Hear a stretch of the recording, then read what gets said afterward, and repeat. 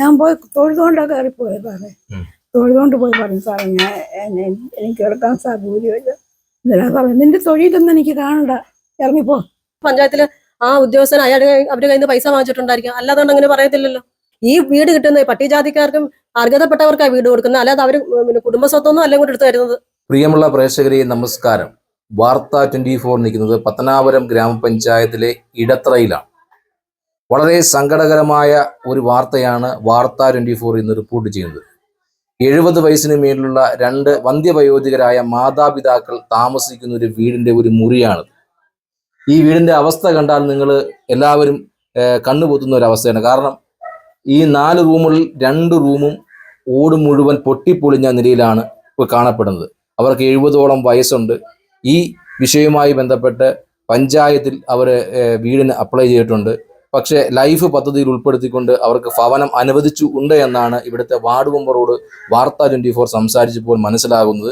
ഫണ്ടിന്റെ അപര്യാപ്തതയാണ് ഈ വീടുമായി ബന്ധപ്പെട്ടുള്ള പൈസ അനുവദിക്കാനുള്ള ബുദ്ധിമുട്ട് എന്ന് വാർഡ് മെമ്പർ ഞങ്ങളോട് പറഞ്ഞു. പക്ഷേ നമ്മുടെ കേരളത്തെ സംബന്ധിച്ചോളം പ്രബുദ്ധമായ കേരളത്തിൽ ഇത്തരത്തിലുള്ള അവസ്ഥയിൽ ജീവിക്കുന്ന 2 വൃദ്ധകളായ മാതാപിതാക്കളാണ്. അവർക്ക് വേറെ ആരുമില്ല. മക്കളെ 2 പെൺമക്കളെ കണ്ട് അവരെ കെട്ടിച്ചു വിട്ടെന്നാണ് നമുക്ക് അറിയാൻ സാധിച്ചത്. ആ വീടിന്റെ ഉള്ളിൽ മഴ പെയ്തപ്പോൾ മഴക്കാലമാണ്, വളരെയധികം ബുദ്ധിമുട്ടാണ്. വീടിന്റെ 2 സൈഡിലെയും ഉള്ള വിഷ്വൽസ് ഒക്കെ ഞങ്ങൾ കാണിക്കാം. വീടിന്റെ ഉള്ളിലേക്ക് കടന്നു ചെന്നപ്പോൾ അവിടെ ആ ഫ്രണ്ട് ഹാളിലടക്കം നിരവധിയായ ഓടുകളും മറ്റും ഇവിടെ പൊട്ടിപ്പൊളിഞ്ഞ രീതിയിൽ കിടക്കുന്ന ഒരവസ്ഥ. അതുപോലെ തന്നെ വീടിന്റെ ഉള്ളിലേക്ക് വെള്ളം കെട്ടിക്കിടക്കുന്ന അവസ്ഥ. അവിടെ വളരെ ബുദ്ധിമുട്ടോടാണ് അവർ ഞങ്ങളോട് ഈ സങ്കടങ്ങളെല്ലാം പങ്കുവച്ചത്. നമുക്ക് അടുക്കളയിലേക്ക് ഒന്ന് ഇറങ്ങി ചെന്ന് കാര്യങ്ങളൊന്ന് കാണിക്കാവുന്നതാണ്. ഇതാണ് അവരുടെ ഒരു ഹാള്. ഇവിടെ പിന്നെ ഷീറ്റാണ്. ആ ഷീറ്റിന്റെ അവസ്ഥ കാണാതും വളരെയധികം ശോചനീയ അവസ്ഥയിലാണ്. ഭിത്തികളെല്ലാം പൊട്ടിപ്പൊളിഞ്ഞ നിലയിലാണ് കാണപ്പെടുന്നത്. ഇതിന്റെ അടുക്കള സൈഡിലോട്ട് ചെല്ലുമ്പോൾ നമുക്ക് തന്നെ ഈ മഴക്കാലത്ത് കയറി ചെല്ലാൻ പറ്റാത്ത ഒരു സ്ഥിതിയാണ്. കാരണം അടുക്കളയുടെ ഒരു സൈഡ് മുഴുവൻ പൊട്ടി പോയി ഓടുകൾ താഴെ വീഴുന്നൊരവസ്ഥയാണ്. പ്രബുദ്ധമായ കേരളത്തിലാണ് അവർ പാചകം ചെയ്യുന്ന അവസ്ഥ കണ്ടോ.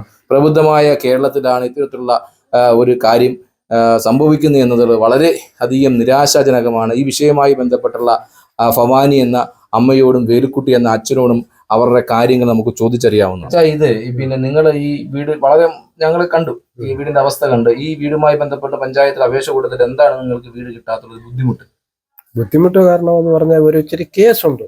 ഈ കേസാണ് ഒരു സംഘം ആൾക്കാർ നല്ല രീതിയിൽ കൂടെ അവർ പിടിച്ചുകൊണ്ടിരിക്കുക. അതുകൊണ്ട് നിങ്ങൾക്ക് വീട് കൊടുക്കരുത് എന്നുള്ള രീതിയിലാണ് 2-3 പ്രാവശ്യം ചെന്നപ്പോഴും പറഞ്ഞു. അതിനകത്ത് ഗ്രാമസേവകൻ സാറാ പറഞ്ഞത്, നിങ്ങൾക്ക് ആദ്യം വീട് വന്നതാണ്, നിങ്ങൾ കാണാത്തതിന്റെ പേരിൽ ഞങ്ങൾ ആ വീട് വേറെ ആൾക്കാർക്ക് കൊടുത്തു. എന്നാൽ അത് വീട് വരുമ്പോൾ അറിയിപ്പിക്കാമെന്നാ പറഞ്ഞത്. അത് ഞാൻ ചെല്ലുമ്പോഴൊക്കെ പറയും അറിയിപ്പിക്കാം, അങ്ങ് പോയരെന്ന് പറഞ്ഞു.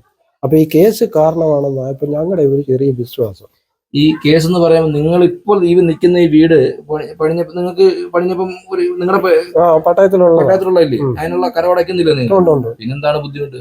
അതാ അവർക്ക് ഒരു അതേ ഭൂമി കിടക്കുന്നുണ്ട്, തന്നു കഴിഞ്ഞാൽ ബാക്കിയുള്ളത് അവർക്ക് എടുക്കാൻ പറ്റത്തില്ല എന്നായിരിക്കാം. അപ്പൊ വീട് അനുവദിക്കുന്ന ഗ്രാമസഭയുടെ ഭാഗത്തു നിന്ന് എന്തെങ്കിലും ഒരു പ്രശ്നമില്ല, നിങ്ങൾക്ക് വീട് അനുവദിച്ചു എന്നാണ് പിന്നെ പഞ്ചായത്ത് മെമ്പറായ നിവാസന ഞങ്ങളോട് പറഞ്ഞത്. തീർച്ചയായും നിങ്ങൾക്ക് വീട് കിട്ടുന്ന പറഞ്ഞു. ഇപ്പൊ ഗ്രാമസേവൻ എന്താണ് ഇതിനകത്ത് ഒബ്ജക്ഷൻ പറയുന്നത്? ഗ്രാമസേവന് ഇത് ഈ പറയുന്നത് ഈ കേസ് ഇങ്ങനെ കിടക്കുന്നോണ്ട് വീട് തന്നാ പറ്റത്തില്ല എന്നുള്ള ഒരു സൂചന. സാറേ എന്നോട് പറഞ്ഞത് ഞാൻ പോയി തൊഴുതുകൊണ്ടൊക്കെ കയറിപ്പോയി സാറേ. തൊഴുതുകൊണ്ട് പോയി പറഞ്ഞു സാറേ എനിക്ക് എടുക്കാൻ സാധ്യതയില്ല. എന്തിനാ സാറേ നിന്റെ തൊഴിലൊന്നും എനിക്ക് കാണണ്ട, ഇറങ്ങിപ്പോ എന്ന് ഗ്രാമസേവൻ പറഞ്ഞു. എന്നോട് പറഞ്ഞ പൊന്നു സാറേ ഞാൻ സത്യം ഞാൻ കള്ളത്തരം പറയാം, അങ്ങനെ എന്നോട് പറഞ്ഞ ഇറങ്ങിപ്പോന്ന് പറയണം. ഞാൻ പിന്നെ എന്താ പറയാനാ? എന്നാലും ആ സാർ പിന്നെ പറയുന്നേ അതോ 4 പേര് കരം അളയ്ക്കുന്നു. ഞങ്ങള് ഈ സ്ഥലത്ത് 4 പേര് അളയ്ക്കുന്നു, അതുകൊണ്ട് നിങ്ങൾക്ക് അങ്ങ് തരാൻ ഒക്കത്തില്ല അങ്ങനെ പറഞ്ഞു സാറ്. ഞാൻ കരഞ്ഞുകൊണ്ട് ഇറങ്ങിപ്പോകുന്നു. ഈ കരമടച്ച രസീത് നിങ്ങൾ കണ്ടോ? ഈ വസ്തുവിന്റെ അവര് ഈ അല്ല നിങ്ങളുടെ വസ്തുവിന്റെ കരമടച്ച രസീത് നിങ്ങളിലുണ്ടോ? ഭവാനിയമ്മയുടെ പേരിലുണ്ട്. അത് കാണിച്ചിട്ടും പിന്നെ ഗ്രാമസേവൻ ഒന്നും സമ്മതിച്ചില്ല.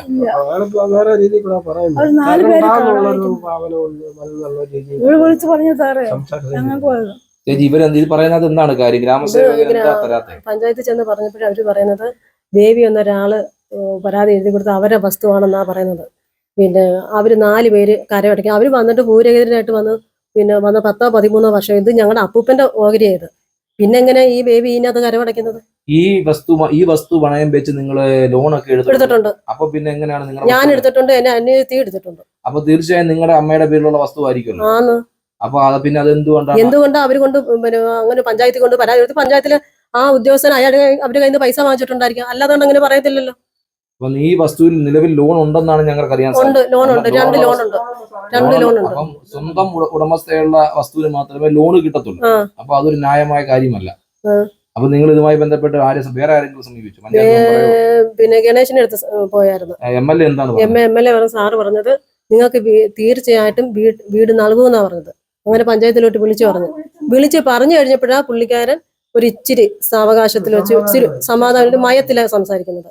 അതിനു മുമ്പ് കടിച്ചു കീറിയില്ല, മനുഷ്യനെ കാണാത്ത ഈ വീട് കിട്ടുന്ന പട്ടികജാതിക്കാർക്കും അർഹതപ്പെട്ടവർക്കാണ് വീട് കൊടുക്കുന്നത്. അല്ലാതെ അവര് പിന്നെ കുടുംബസ്വത്തൊന്നും അല്ല കൂടെ എടുത്തു തരുന്നത്. ഗ്രാമസേവം വളരെ മോശമായ രീതിയിലാണ് ഇത്രയും പ്രായം അവര് തള്ളെടുത്ത് ഇറങ്ങിപ്പോന്ന് പറയാൻ വേണ്ടി ഈ പഞ്ചായത്ത് ഓഫീസ് ആ പറയുന്ന വ്യക്തിയുടെ സ്വന്തമല്ല. പഞ്ചായത്ത് ഓഫീസ് എല്ലാവർക്കും അവകാശപ്പെട്ടതാ. അവിടെയും പിന്നെ ഈ വോട്ട് ചെയ്ത് ഓരോ പിന്നെ വ്യക്തികളെ വിജയിപ്പിച്ച് ആ ആൾക്കാർക്കൊക്കെ കയറി ചെല്ലാനും അവര് കാര്യങ്ങളൊക്കെ പറയാനുള്ള സ്ഥലം ഈ പഞ്ചായത്ത് ഓഫീസ്. അല്ലാതെ ഒരു ഉദ്യോഗസ്ഥന്റെ സ്വന്തമായിട്ടുള്ളൊരു എന്തോ ഇരിപ്പിടം കാണുമായിരിക്കും. പക്ഷെ വേറൊരിത് അവരെ സ്വന്തം അവരെ കുടുംബസ്വത്തൊന്നും അല്ല ഈ പഞ്ചായത്ത് ഓഫീസ്. ആരുടെ ഞങ്ങൾക്ക് എല്ലാവർക്കും ഒരുപോലെ അവകാശപ്പെട്ടതാ. ഗ്രാമസേവൻ സ്ഥലത്ത് വന്ന് പരിശോധന ഇല്ല വന്നില്ല. ഗ്രാമസേവൻ അന്വേഷണം നടത്തണമെന്ന് പറഞ്ഞിട്ട് വന്നില്ല. ഈ പരാതി കൊടുത്താൽ ഒരു അന്വേഷണം നടത്തുന്നത് നമ്മളിലെ ഈ മന്ത്രി വന്നായിരുന്നല്ലോ ഇവിടെ അദാലത്ത് വെച്ചപ്പോ ഞങ്ങൾ പരാതി കൊടുത്തായിരുന്നു. അപേക്ഷ വെച്ചപ്പോ അങ്ങനെ വീണ്ടും ആയതാ ഇത്. അദാലത്ത് വെച്ചപ്പോഴും ഇവർ വന്ന് സ്ഥലത്ത് പരിശോധന അങ്ങനെ വന്നു വന്നായിരുന്നു. അല്ലാതെ വന്നിട്ടില്ല. ആദ്യം വന്നു. ആദ്യം ഈ കളക്ടറേറ്റിൽ നിന്നൊക്കെ ഇങ്ങനെ ഇവിടെ നിന്നൊക്കെ പരിശോധനയ്ക്ക് വന്നായിരുന്നു. അത് വന്നു. പിന്നെ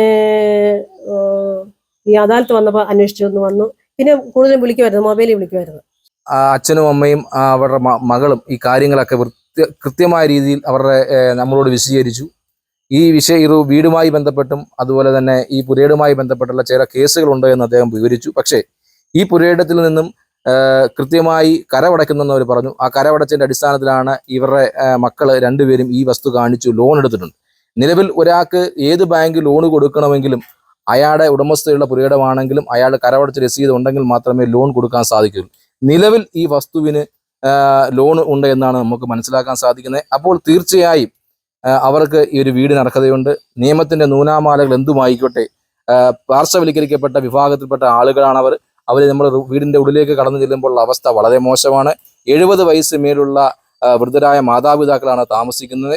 അവരെ സംരക്ഷിക്കേണ്ട ഉത്തരവാദിത്വം സമൂഹത്തിനും ഭരണകൂടത്തിനും എല്ലാം ഉണ്ട് എന്ന് വിശ്വസിക്കുന്ന ആളുകളാണ് നമ്മൾ. പ്രബുദ്ധരായ സാക്ഷരതയുള്ള കേരളത്തിലെ ജനസമൂഹം ഇത് കാണണമെന്നാണ് ഞാൻ വിശ്വസിക്കുന്നത്. എന്നെ കാണുന്ന ഭരണാധികാരികളും അതുപോലെ തന്നെയുള്ള ജനപ്രതിനിധികൾ ഈ വിഷയത്തിൽ ഇടപെട്ടുകൊണ്ട് ഇവർക്കൊരു ശാശ്വത പരിഹാരം ഉണ്ടാകുമെന്നാണ് ഞാൻ പ്രതീക്ഷിക്കുന്നത്. ഈ വിഷയത്തിൽ സമൂഹ മനസ്സാക്ഷി ഉണർന്നുകൊണ്ട് സമൂഹത്തിന്റെ വിവിധ തലങ്ങളിലുള്ള ആളുകൾ ഈ അച്ഛനെയും അമ്മയും സഹായിക്കുന്നതിന് വേണ്ടി മുന്നോട്ട് വരണമെന്നുള്ള ദയവായ ഒരു അഭ്യർത്ഥന കൂടി വാർത്ത 24 വെക്കുകയാണ്. ഇടത്തല നിന്നും ക്യാമറമാൻ ശങ്കറിനൊപ്പം അജിത് പട്ടാഴി, വാർത്ത 24.